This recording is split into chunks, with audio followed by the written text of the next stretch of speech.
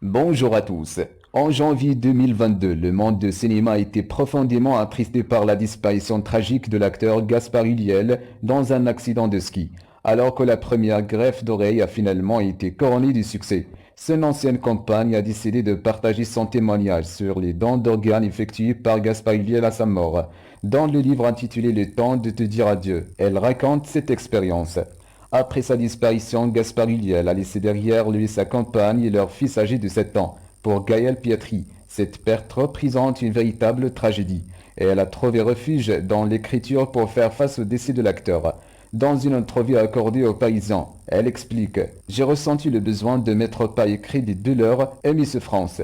C'était une manière de traverser le chagrin. Bien que Gaspard Ulliel ait vécu une histoire d'amour avec une chanteuse, il a partagé les dernières années de sa vie avec Gaëlle Pietri, manquant de profession.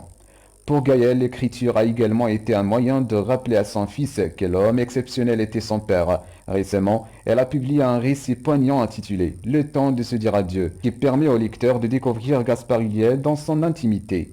Ce livre a également pour vocation d'apporter une aide précieuse aux personnes touchées par le deuil, selon Gaël Pietri.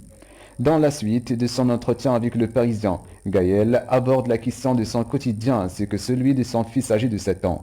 La perte de Gaspard Ulliel a profondément affecté et traumatisé le jeune garçon, alors que des inquiétudes se propagent parmi les internautes concernant l'état de santé de Stromae. Une terrible révélation a été faite. La manquant a fait don des organes de l'acteur.